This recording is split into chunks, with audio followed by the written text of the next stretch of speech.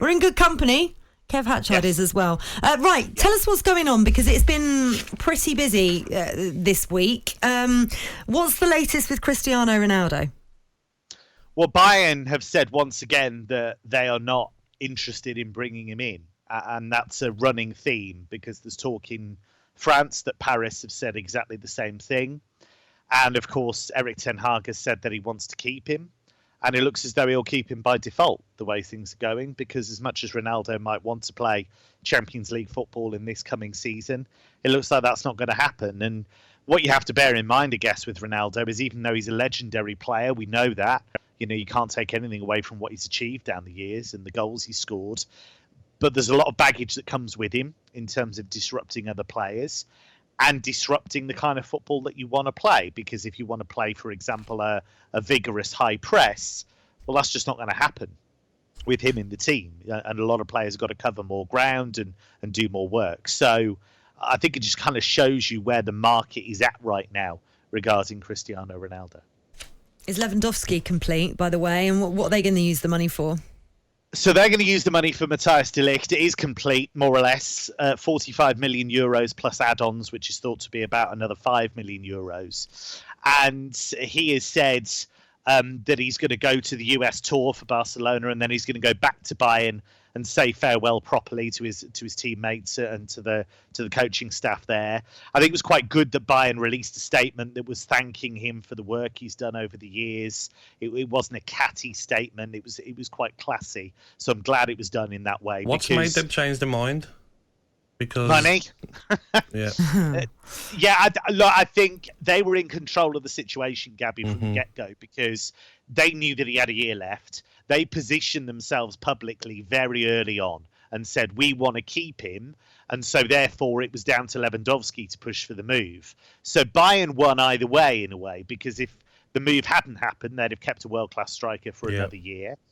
But now they've got what they want, which is around about 50 million euros. They'll put that into signing Matthias de Ligt from Juventus, which solves a big issue for them at centre back. So it's all coming up Bayern, really, because Serge Gnabry's agreed a new deal. So he's going to stay till 2026, according to his contract.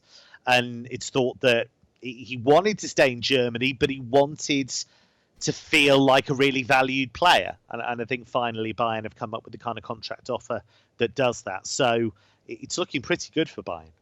How close are we to Arsenal signing Alexander Zinchenko from Manchester City? Because I saw that he was on the list for flying out to the States with City. Yeah, it looks that way. It looks as though it's all heading in the right direction. And this is a really interesting move, I think, because we've become used to seeing him at City as a fullback or as a wing-back. And actually, he's a very good central midfielder. And I think we've seen that for Ukraine. He's played a real leading role. I've been very impressed with the way that he's spoken in the media about the plight of his countrymen and the way he's talked about the war and the way he's really led his country with distinction. And I think Arsenal want players who can cover multiple positions. He's worked with Mikel Arteta before. And City are letting some very, very good players walk out the door. You know, we've seen Raheem Sterling go. I think that's a brilliant signing for Chelsea. I really do. And then if Zinchenko goes as well, they've got a bit of work to do just to make sure they've still got that depth they need to fight on all fronts. Wanted to ask about a player that I think is a very, very good player, Maxwell Cornet. Are Everton in negotiations with him? Well, he's been linked with numerous clubs, hasn't he? He was linked with Fulham at one stage. He was linked with Everton. I think it's a difficult one with him. He's clearly talented. We saw with Burnley what he can do, but he did have injury problems as well. And you go back to his time at Lyon, and he was brilliant in some of the games for them, especially in the Champions League. But in other games, he could be very, very hit and miss. We know that he's quick. I think he'd be a smart signing by Everton, but I think it's getting towards the time in his career now where we need to see him make that next step to be a great player, not just a decent player, I think. But it looks as though Everton are certainly interested. What's going on with Jed Spence at the minute? Is he going to Spurs? Well, I think that's more or less wrapped up, isn't it? I mean, it's been going on since 1996. Well, it feels like half of these transfers have been going on since Going on before forever. then. But I think actually, talking more broadly about then, I do think that that's part of a very good transfer window so far. Yeah, I agree. I think they are.